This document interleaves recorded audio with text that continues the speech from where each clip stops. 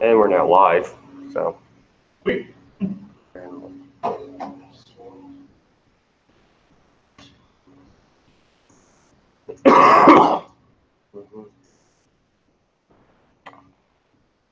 Yeah, only Austin signed up for the Hangout, so I sent him the link.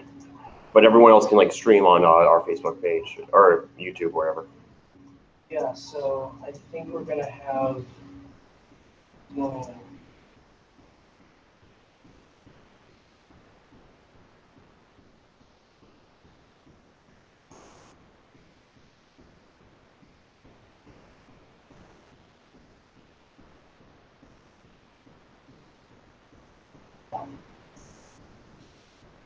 We have 0 viewers right now.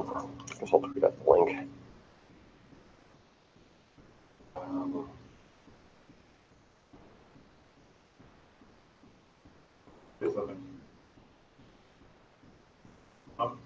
Like a forcing delay. Oh, Now 1 viewer. Hey. Sorry, I'm late. I sat down for 5 minutes and fell asleep. Yeah. You didn't really miss anything, so I think we'll just give everyone like a few more minutes, or just after lunch. Hannah's still like quarantining herself. Oh. I don't know. I haven't seen her since last night. So, probably then. Ooh, Hannah? Yeah. Karen, you seem like you're better now. Like, I was coughing a bit, but I'm okay. Anyone that watches later on, I just got over a cold, so. And if Airborne, the company, ever goes public, I will be a major investor. Just saying. Homeopathic medicine? It works for me, that's all I'm going to say. I don't know if it actually is effective. Hey. All right, yourself?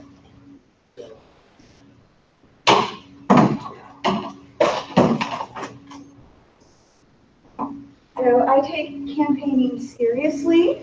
This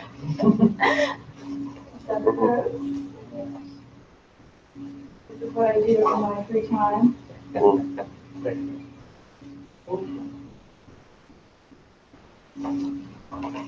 I'm not white out. For all intents and purposes, I have to stay neutral as presiding officer. I know. No, I'm being the elf, so I completely understand. However, that said, I will say this is very cute glitter and snowflake and everything. Oh, we're all snowflakes, right? And it's also the winter meeting, so it's a double meeting. Yeah. Some places says fall, some places say winter. I feel winter. I feel winter as well, because I think... It's over December, it's November, no wait, it's December 1st. Yes, I consider that to be winter. No way, I'm missing, I guess. I guess we might as well get started. Obviously we're up on YouTube live, so. Everyone, my name is, those of you who don't know me, which I don't think anyone here doesn't, my name is James Campbell. I am the chair of Disability Issues Caucus. Why, yay. Might as well just go around and introduce everyone ourselves. I guess name, state, if you're on the board, your position, or if you have something in your local chapter, state or local chapter, what you have there. Pronouns and favorite song. My first, I'm sorry, Yeah. looking at us on YouTube. I'm Jared. I'm from Colorado. I believe that I am the Western Region Director for this. So liaison to Western Region. He, his, him, and favorite song? Well, I don't know. Right now, I've been digging some crazy little thing called Love. Rhapsody movie coming out. So, some Queen. That's exactly what I was going to ask. So. I'm David. My pronouns are he, his, him, and I am the Northeast Regional liaison. My name is Brandon Lingless. My pronouns are he, him, and his. I'm the secretary of the caucus. Also vice president of the Nebraska Young Democrats. And then my favorite song recently has been All You Fascists by William Guthrie. Okay. Oh, I can go there. I'm Melissa Shapiro. I'm here from Massachusetts, where I'm the YBMA Disability Caucus Chair. And currently, I've been really feeling Janelle Monáe, and particularly like the song Americans, because I'm like a fan. My name is Seamus Campbell, obviously, Chair. His favorite song currently is Waving Through a Window from Dear Evan Hansen. And actually, if I may chime in on this, I was going to say that before. I've been feeling Allentown, actually. Okay. Good old Billy Joel. Yeah. Why Billy Joel?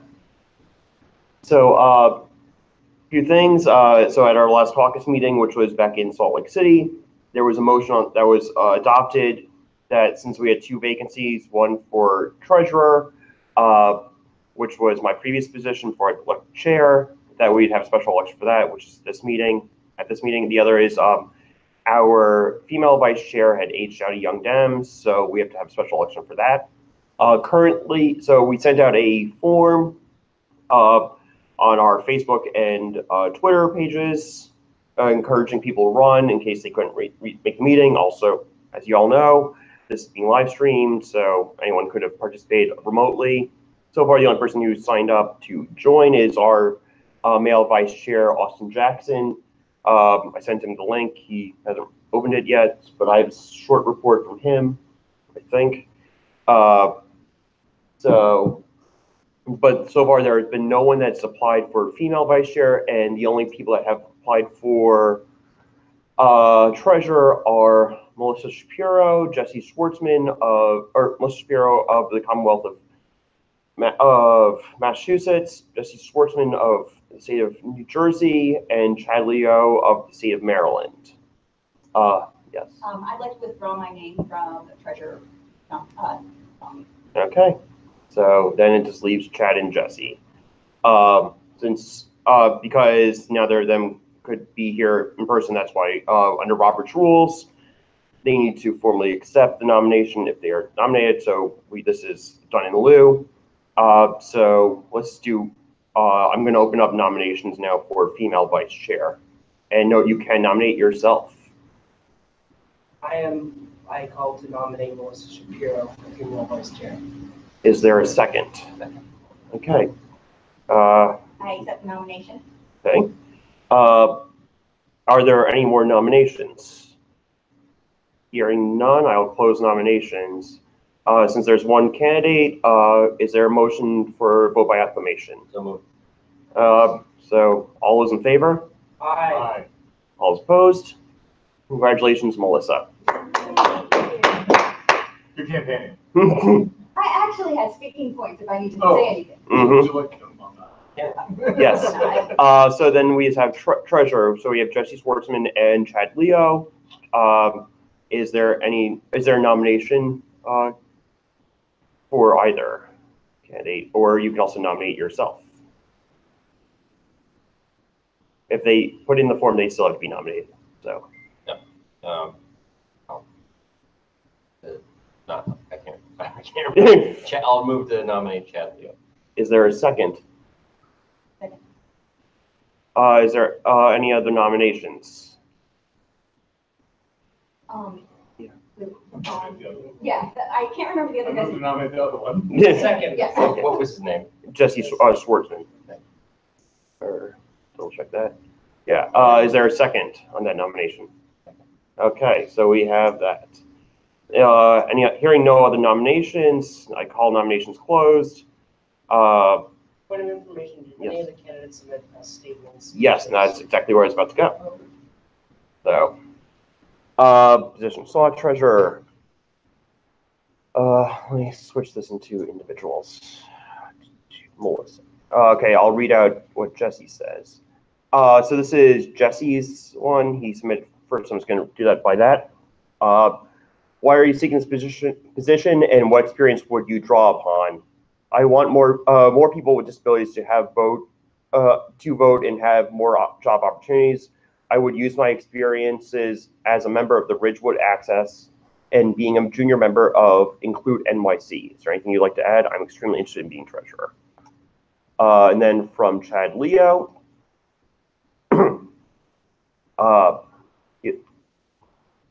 why are you seeking this position and what experience will you draw upon? Hi, everyone. Thank you for attending the YDA Disability Caucus meeting in Little Rock. I'm sad I'm not able to make it. My name is Chad Leo, and I'm the current chief of staff of the caucus. I am a high school student, making me the youngest young Democrat that I know. I am running for treasurer because I believe that no voice should be left out, or simply because they cannot. And actually, just because it makes my life easier, I'm going to screen share. That is, yeah. I'm running for treasurer because I believe no voice should be left out simply because they cannot afford to attend conferences or meetings. As a struggling student, I know the challenges of everyday life, especially when you're on a fixed budget. Often the burden of an expensive out-of-state trip is too much to balance and thus excludes many dedicated voices. The youngest of the pack who often work minimum wage jobs like myself would fall into this. As treasurer, I'd like to do 4 things. 1, expands opportunities / access to our conferences and events financially. 2, elect Democrats up and down the ballot and win back the White House in 2020. 3, establish a budget and other official finance documents for our caucus, keep us in order. 4, expand fundraising efforts and fight for money to be spent toward the caucus.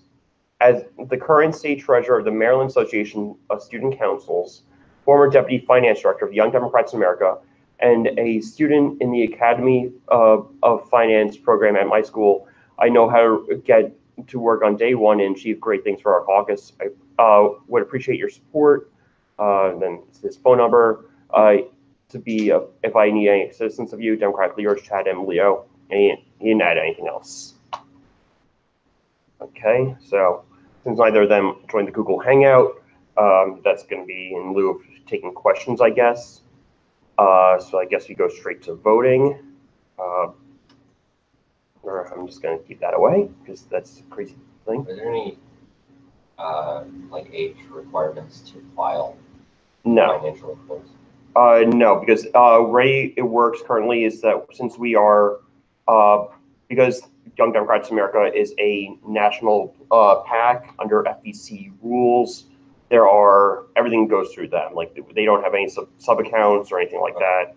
So pretty much all they have to do is liaise with Justin Myers, the YDA treasurer, on any sort of money there that is raised, and then for the caucus and things like that. If structure was to, let's say, change that with the, not what's going to happen, but there we did have like a council who were filing, saying that we're to have to directly work for them. With FCC, I think not any kind. I would venture that that is such an unlikely situation to happen. At least, like I would say, basically, even if there is, like, if he's underage, by the time any such changes would happen, yeah, because I think he's currently 17. Okay.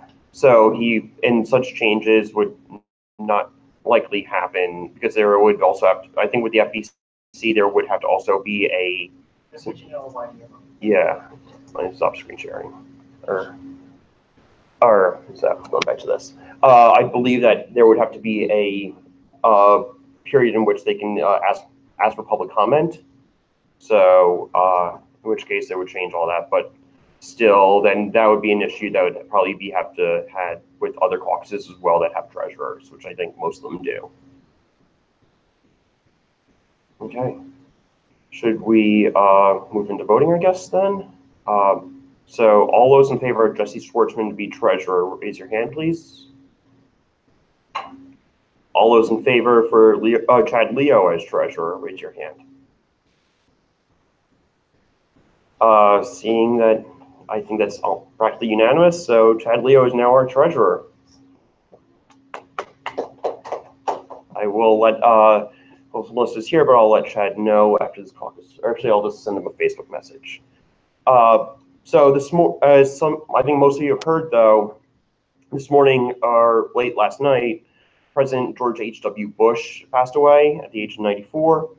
This morning, I got an email from the Tony Caleo, or actually no, from Anna Puring. I apologize if I'm mispronouncing that. and Nellie Wild. They are the co-secretaries of the DNC Disability Council. I just want to read this statement on behalf of Chair of the Council, Tony Caleo, who used to be the whip of the party. Tony Colon. Yes, sorry, Mr. I'm terrible at pronouncing names. So, I'm just going to read that out. Dear Disability Council members, I am one of the greatest men I've ever known has passed. George H.W. Bush was a great leader and humble servant. The disability community will always consider him a hero for his support and signing of the ADA. He was my hero, and I will miss him as a friend. Our thoughts are with the entire Bush family, especially Doro, and those who were inspired by George's example. So I decided to just read that out. So now we don't have any sort of formal plan right now going on. So I want to hear everyone's experience on election day, namely at your poll sites. Were things accessible? Because that's the major issue I keep on hearing from people is poll sites are not ADA compliant. Font is too small on the ballots, things like that. So if anyone has anything to share, feel free to speak up. Melissa here from Massachusetts. Mm-hmm. A number of individuals who I'm involved with some local disability activism group mentioned some of the, I forget what they're called, but the machines that will help you complete what's a paper ballot. Mm-hmm. While they were present, the polling staff did not have sufficient training, and often the machines were positioned in a way so that someone in a wheelchair couldn't actually use them, like they were turned on a table a weird way. Mm-hmm. And additionally, I know at least one or two other people who did file with the Secretary of State for accessibility issues, in that that some of the locations actually were not accessible to people in wheelchairs based on stupid decisions that the local area made about sidewalks. I don't think that got a lot of attention necessarily in Massachusetts, but these are issues, and while there is I guess goodwill to try to get more people out there, there's not a lot of behind the efforts. I also know so I was actually working out of state from Massachusetts, where I was working in another state that actually for absentee voting had for the absentee voting request form, essentially there, and also for casting a ballot, it was a mail-in ballot, there were boxes you could check if you were either visually impaired or if you had any kind of issues with being able to sign the ballot or sign the form to request a ballot. So essentially there were ways that you could have an authorized agent, somebody who you could authorize to essentially either deliver the ballot for you, assist in signing the ballot, helping with the forms, etc. And there's that in a lot of early voting states, and also for states for voter registration, there's a lot of that. There is none of that in Massachusetts. We have essentially the requested absentee ballot. It is an excuse system, and you need to basically go in to usually the local clerk's office, which so there were some changes this year. For the first time ever, Massachusetts had a new short form for absentee ballot requests, which unfortunately was only valid for the 2018 primary and general election, to where simply signing and sending in that form meant that you basically checked off the box that there were reasons. Okay, because I think I might have the yeah, no, so this is a brand new form, so that is the older form with that. So, but however, again, while it's there, a big complaint is that you need to request it every single election, so it's not a standing. Exactly. Yeah. We've had all mail ballots allowed since 2014. Yeah. It's great. In fact, that's what we did last time. We had complete control of state government, both chambers of our legislature and the governor. And that definitely should be, and I forget about that, making it a disability issue. It would be easier accessible if all these people got the ballot mailed in their house and then just mail it back. And yeah, we have on a form that someone can assist you, and then they have to sign, and then the voter doesn't even make the mark. But yeah, someone else can fill out the ballot for you. And we have our county clerk has to dispatch election judges to the nursing homes that don't have individual mailboxes to help assist with their voting. as far as the polling places in Colorado too, they're, from what I saw, in my county, since I'm our regular party county chair, like you go over and everything has to be accessible. Even our pocket sites, I know we have a few that are done in homes because they're way out in the country. But The nursing home thing is great, but not all city about it. yeah, that's something that we should push. YBA, the DNC should really push. Yeah, this whole stuff that's happening in Georgia and all these other states, you guys don't have as good of election laws as we do in Colorado. Like, I realized how good we had it until listening to what happens in the rest of the country. But that's, I mean, and it did take complete control. But yeah, starting in 2014 general election, everybody gets mailed a ballot no matter what. And we used to have, like, you could get on the permanent mail-in ballot list and not have, gives an excuse. Like, you have to have an excuse. It's ridiculous. I should like put that emergency hospitalization for you. This is actually, it is possible for emergency. Actually, a friend of mine was almost in that situation. I think she managed to get discharged like the evening before election day. But yeah, and I think it's not made clear. That's like something that I would think we were trying to get hospitals to publicize. Yeah. There's a concern about, that being a politicizing thing, but people don't necessarily know about it. And I mean, and if you're hospitalized, it's even if you wanted to vote, it's probably not the top of your priority list to be able to quickly research on how you can vote from the hospital. Like, I know in New York, there was a story in the Times of, I can't remember which hospital, I think it may have been NYU Medical Center. There was a whole bunch of nurses that were actually going to patients and having them fill out their absentee ballot forms, because in New York, we do not have no excuse absentee. You have to give one of them, and one of them can a reason, which usually for one of them can be that you're going to be out of the county that day, or that you're going to be hospitalized or something. So of course, there's check the box that you're in the hospital, and the nurses actually then brought it to the Board of Elections for New York City and got the absentee ballots for them, so they were able to vote. But of course, a lot of people just couldn't do it. Yeah. How many states have that requirement? I started reading about it. Requiring Yeah. A lot of New England states, no Arkansas has it. So. Yeah, a lot of states do. You have to have a reason. I'm wondering, and I'm sure not the first person to talk about that, but is there a coordinated strategy to try to change state laws? Some probably will be different than others given the democratic configuration. Some things more so than others. But I didn't realize that Nebraska is apparently one of the easier states to vote in. Mm-hmm. We have no excuse voting. Our two largest counties have permanent UDM lists. The largest one, you can actually email a copy, like a photo, fill out the form, take a photo of it, and email it to the election commission. You can To in register. Massachusetts. To register, Oh, for not to vote. For your absentee ballot. For your absentee ballot. If you're out of the country, they will let you vote by email, though. Wow. That's what, yeah. I had to fax mine into Michigan and Texas when I was out of the country. Okay. Or overseas, but yeah. Because we had a guy that had to go to Germany for like the last month, so for train for it. We literally just had to send him an email, like, "Hey, I'm in Europe. How can I vote?" And they said, "Oh, well, we'll send a form to the embassy, and they'll email you the code, and that's how you vote." So realistically, while a lot of those changes would be made by the state legislature in most states, none of those state legislatures are going to budge unless the Secretary of State is on board with that.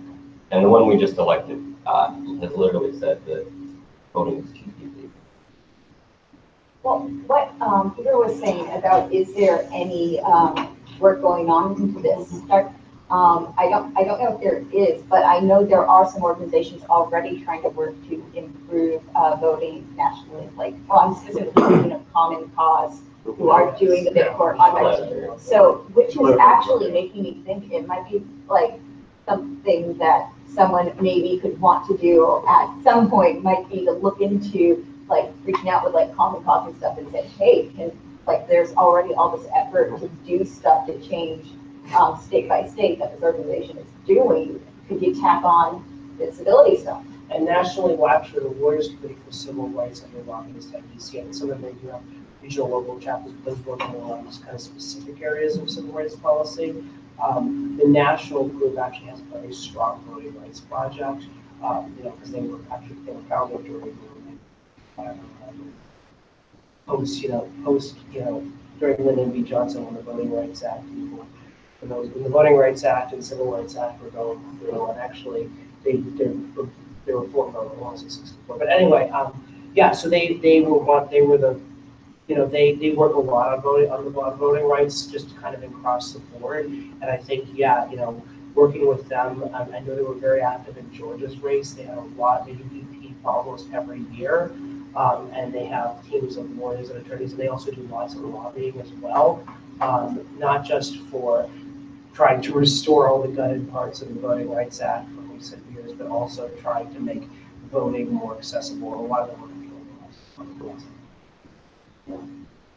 So the reason I ask, in California, we've been very blessed to have increasingly more progressive voting laws.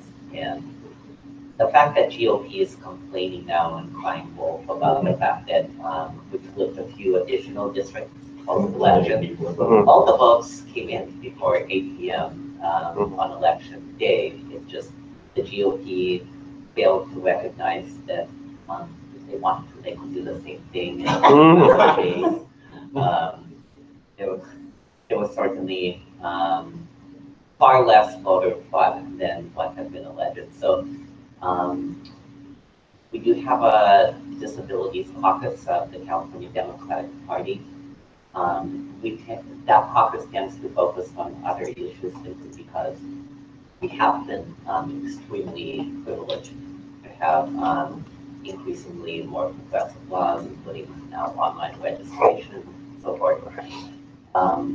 This is kind of my first foray as an ally into national disabilities rights, and it didn't even occur to me until the discussion here that there is such a close nexus to disabilities rights issues, and maybe framed as such.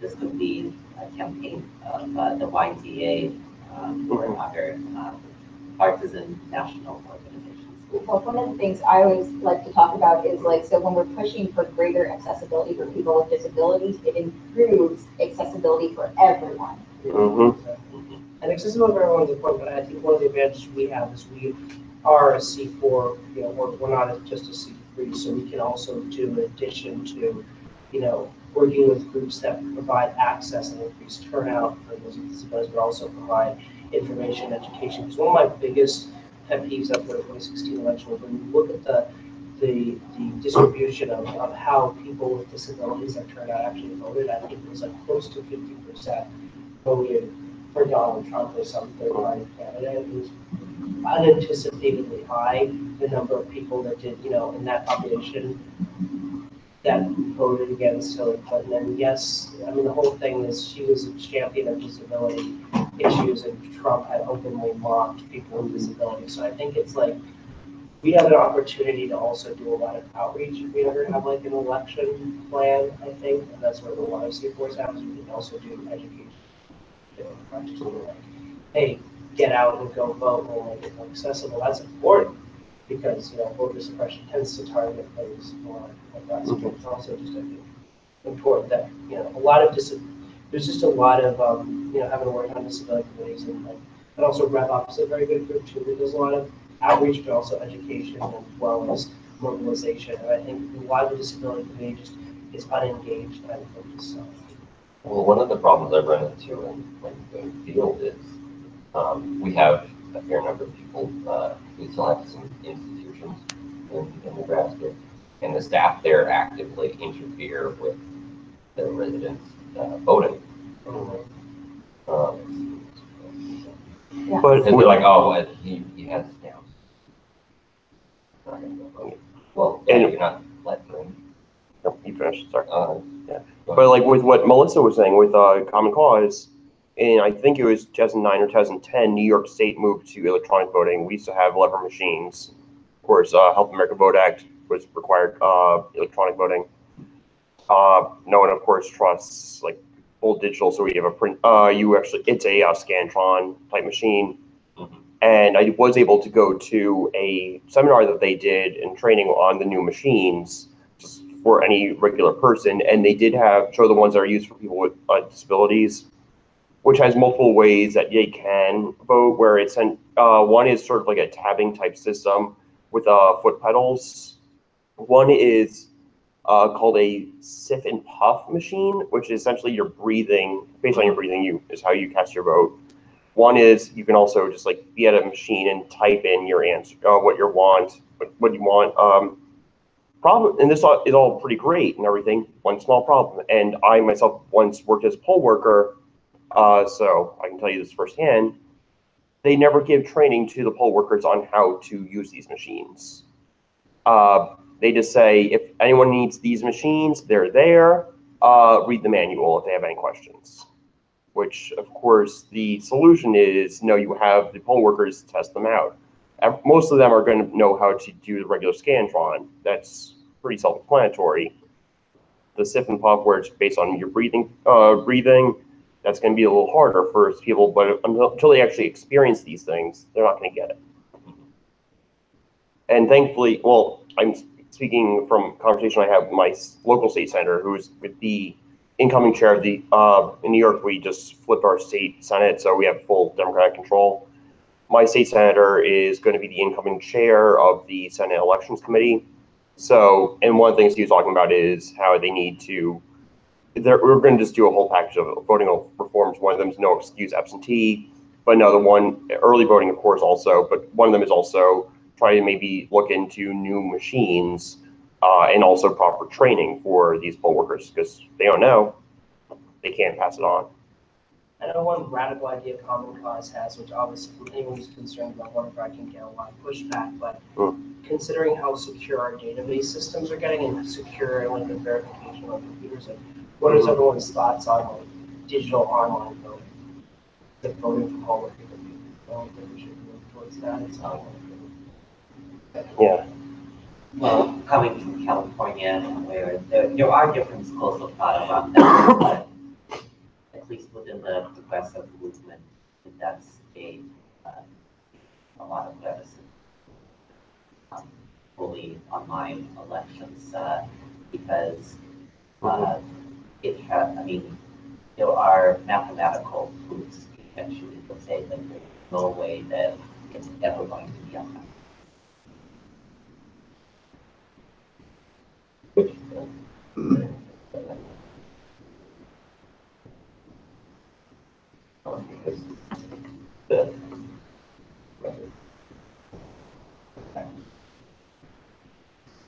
I'll speak up because I know over here and I don't know if anybody has hearing problems.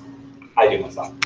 Sorry. So one of the things that I would really think about is, I'll talk about this from the technology sector. Our securities are, with the Russian hacking and such, are getting pretty bad. Things have gotten really technology, and this is in all corporations. Marriott just had half a billion emails hacked, right? Like this is not just this is the technology world. And one of the things they're really working on is figuring out how are we going to do digital and how are we going to do analog backups. So what we really want to start doing is thinking in terms of, and I will most definitely be keeping an eye on this and talking to the caucuses about this more and more, and I'll talk to some of my friends in IT about voting. As they're already doing it in this technology world, how do we adapt this to voting? How are we going to adapt, do you get to print out what your vote was or something, right? Do you have something that, you get something if there is a recount, like how is this all going to work? ballot tracking. Yeah, but they're going to be coming up with all sorts of new technologies that are going to be having like a dual system, an analog and a technological system, because security risks are getting worse.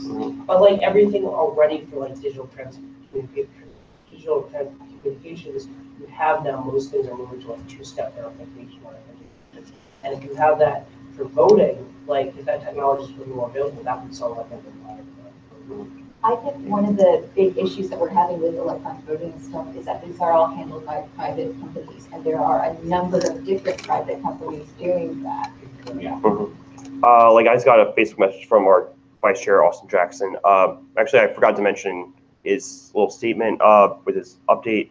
My apologies for not being in Little Rock in person. Couldn't get out of work with his boss on vacation, and that's pretty much it. And then some stuff about our election. But he wanted to throw in about how in South Carolina, where he's from, like New York, has no early voting per se. However, a person can have up to 17 valid reasons to cast an absentee ballot by mail or in person for up to 4 weeks before an election, which basically creates a workaround that established de facto early voting without having to call it that. Which is sort of interesting, you know. For what? I mean, because I guess early voting also has like a very negative connotation for our friends on the right. Oh, because they know why. Mm-hmm. Which is weird because it used to be their thing, so they told the Democrats. Mm-hmm. We were talking about the two-factor authentication, and I think that creates different accessibility issues for people that don't have. I'm not saying we should move like completely to like online voting. I'm saying like maybe like have it be an option for casting a ballot. And it would also like for states that complain that we don't have the resources to fund all these E-Day polling places, well then you can actually, I would think, you know, it might be more reasonable to say you could have fewer polling locations that you can assume that a majority or a higher number. Ooh, no, right there, because that's also conflating ability to have online access. That assuming that's universal, and we know that's no. And so most of the disenfranchised communities that are particularly hit by closing polling locations are also the same underprivileged communities that do not have that. Useful for a future meeting of this caucus to, yes, I can't remember if we don't have a technology like the caucus. I can't recall. I don't think we do. So this might be the perfect space in which to have a forum to discuss these different approaches to voting. And well, full disclosure, I'm actually on the tech team of YDA, so it's myself, the technology director, Ricardo Alfaro, and the deputy, Stephen. So like a lot of I can't speak so much on like any sort of voting thing, but like on when it comes to like YDA technology and accessibility, that's something I've been working on a lot on. I've been actually one thing I was going to give it in a small report in that. Where are we on time? I think we're almost over actually. Sorry. Have to double check. Or I'm just gonna bring up our schedule.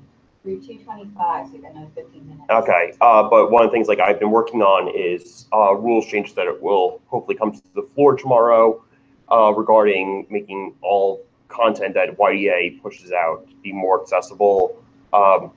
It can't like because a lot of I think there was a rules change passed in Salt Lake City that will allow for like some sort of electronic voting. I don't remember the yeah, like our voting in between national committee meetings. That was all going to be done electronically, and then that comes down to just choosing the right platform for that. However, a lot of the voting, of course, just happens in person, and if it's a voice vote or just roll call, it's more just making sure the person knows how to say aye or nay. When it comes to national stuff, then that would be more of, I think, platform and campaign committee stuff. So it'd be an area where I'd say we definitely want to work with the region directors for their people that they put on the committees. Yeah, a question on that, because like, I know there's a lot of, are they Oh, looking at like? I see our Vice Chair Austin has joined us, so I'm just gonna loop us back in. Just a question on some of the software that's being discussed, and I know there are products out there like Zoom, like like Adobe Connect, and even Google Hangouts, where you could actually enable, you know, if it's live in a live stream phone, you've got live streaming like we have here with conferences and members that are voting in person. You could have maybe like a requirement like somebody's voting remotely electronically, but they're present on the live stream meeting. Is that something that's being discussed at all? Having live streaming? I know it's like a lot of people will just they'll live stream the meetings and stuff on their own Facebook accounts. I don't think there's anything like centralized right now going on. that's something I also would love to see happen in the future. But I think it's not at the point yet. Facebook, I don't think, it doesn't have like, you can like up or down voting, but you can have like big things that could count like a raised hand. So within our Sierra Club, San Francisco Bay chapter, we've migrated onto online voting. And here I make the distinction between, I don't think I would ever feel comfortable advocating for full-up online voting in national elections or something on a public ballot. But for organizations, our experience has been, I'm blanking on the vendor that we've used, and there is a nominal cost, but it's been our experience that it's been well worth the cost. We've now had the opportunity to conduct 4 fair and secure elections. The irregularities that we have seen in the off cases have not been due to online issues. It was usually something else. So that is one of, for you researching many other ways that this could be done. And for what it's worth, the DNC and a lot of Democratic state committees have been testing online digital voting or electronic voting. Yeah, I know at the DNC meeting in January 2017, they tried to do a like remote control thing, and that failed miserably. So they had to go to paper ballots, which a lot of people took exception to. And apparently they also like lost a few people's remotes. So that's a whole other thing. At the last Democratic State Committee meeting in Massachusetts, they really tried to get the digital voting up and running, which also failed spectacularly. That's a big problem with vendor and training. The largest county, the party for the largest county in Nebraska did that at their county convention this year. And it didn't work, and then it did, but it was putting people's like full names up on this giant screen with who they were voting for, and people weren't really thrilled about that either. Well, so Massachusetts, the reason I think that it didn't work at the meeting is because the location we were at either didn't have good Wi-Fi or was crappy Wi-Fi. And so that's also a consideration. We could get electronic voting that works in one setting, but then if you go to, if you're at like the coolest new high-tech conference center that's all to the nines with the highest tech, that might work. But if you're like at like a VW hall, that might not work. Austin's, I think, was saying something. Yeah. As I am. So I know that in South Carolina, the state party here actually explicitly uses paper ballots. That I believe they tried to. They considered doing electronic voting. They have the tech for it, but there are a lot of people down here who distrust that system because our actual voting machines actually don't have a paper trail. So that's also a consideration that we would have to think about, especially if we're talking about trying to implement this at a national convention. So it sounds there, this paper trail concern this is a lot of the same issues that we were just talking about with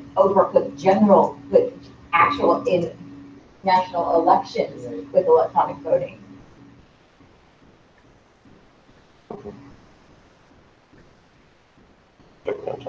Yeah, so we've got about 10 minutes, about 15 minutes to go.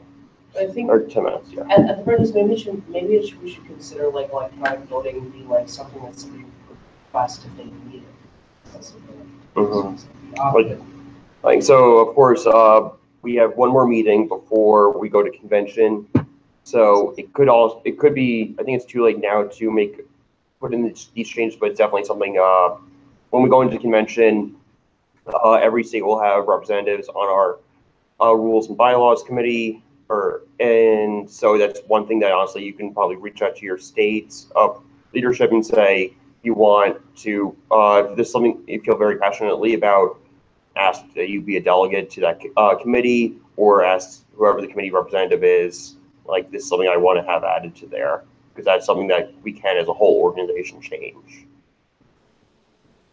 Convention, the dates are all set, right? I don't think they've been announced, but it's going to be in Indianapolis. So it'll be, but it's next summer. July 21st, if I recall correctly. Yeah. It was late July. We're gonna do a little earlier. Yeah. But I didn't know.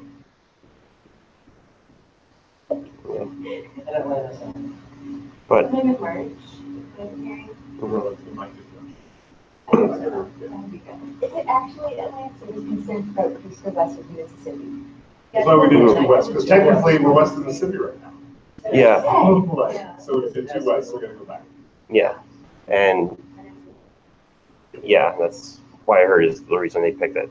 That's what I was like there.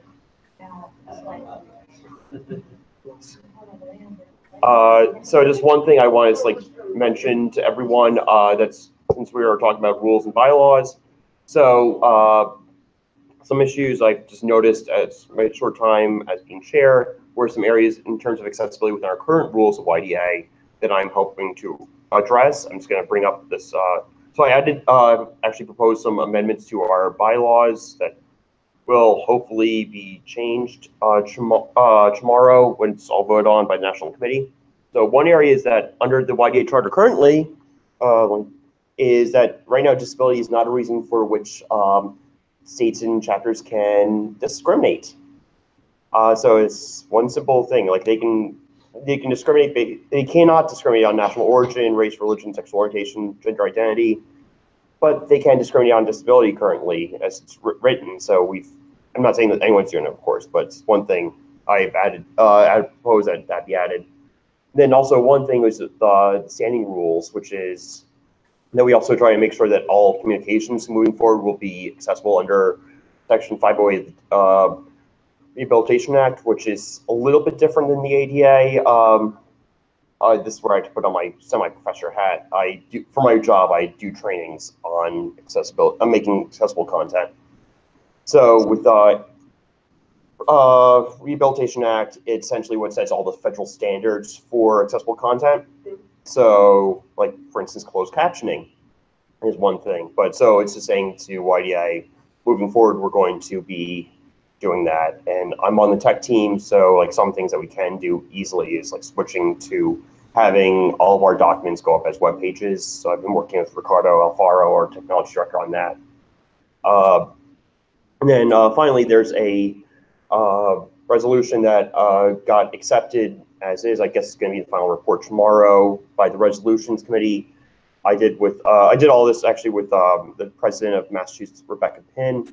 But pretty much it's saying, asking our state and local chapters, you know, when you're posting things on social media, please be considerate of people with disabilities, and try to make sure that all of your content is that way. And also it's saying it's going to be passed by a national committee, and it's going to be a task on us that also, it's really me, I guess, and try to also provide training. Since I also provide training at my job, if it passes, I will be putting up like some links on how to create accessible content on social media, since some state and local chapters don't have their own websites. For instance, they'll just use Facebook for everything. It's just, you know, if you're going to be having, like if you're posting up any sort of photos, make sure that there also is a description in your little caption box that is used in lieu of alternative text for people with visual difficulties. Instagram announced just 2 days ago, actually, that they're going to be adding alt text. Then Twitter, you can already do it, but I'll be providing links on all of that should the resolution pass. And in the future, if there's need, I will certainly be open to doing trainings at like future conventions. But that's most of this stuff. It's just like very boilerplate saying the resolution. It's long, but it's like saying how Section 508 is the de facto standard. I can send it to anyone if they want a copy of it. But so pretty much just saying that we're calling on everyone to be accessible. So yeah, we got about 5 minutes left. So is there anything like anyone wants to just like mention, throw out there? Yeah. I just sent you just some editorial comments on one of the proposed bylaws. Okay. Okay. Or, oh yeah. So let's talk like after this. Okay. Yes, Yeah. so one of the big questions is like, and I know site selection's having a meeting tomorrow. Mhm. In Indianapolis, I take it there's, they haven't nailed down that venue yet. I think the venue was in their bid package. And it did look. It looks like there's elevators for everything, like multiple elevators, not like not Louisville, Dallas, where there was like 3 elevators total. It was more than that, but. There was a bit more 2 years ago, which was 2 years before Dallas, which was an old one. Don't worry, California is not bidding on anything anytime soon. Neither is New York, and that one I'll take personal responsibility for. There's a reason they're called old hotels, because they are, really up to standard. Okay. Now, if okay, actually, I was privy to that. Actually, I was privy to this. The hotel in the Indianapolis bid packet was the Crown Plaza Hotel. If that helps. Yeah, but so as you just mentioned the hotel, or like, what would be interesting to request is if they have the Indiana Democrats or the people that assembled the bid packet, if there's already a floor sheet or a schematic of the building, like a building. As long as it doesn't wind up like LA, where the disability caucus would put in the only conference room that wasn't wheelchair accessible. Exactly. Just having like early knowledge of like a floor plan, so we can weigh in on that. I think if memory serves, I think a floor plan was actually in the bid package, but of course this was 6 months ago. So That was an incredibly detailed bid package. It was. But of course, I'm sure we can all just like Google it and go on their website or just call them. But since we got about a minute left or so, I'm gonna have to cut this short because of course we all have other meetings to go to. Is there a motion to close the meeting? Motion. Okay, second. Okay, and all those in favor? Aye. Okay, have a great time, everyone. Of course, stay safe. Austin, great seeing you. All right, y'all too, and Seamus, I'll try to find the bid packet and I'll try to find the bid packet in my email and forward it to you. Came around to perfectly complement. Okay, I'm gonna stop this now. Interest.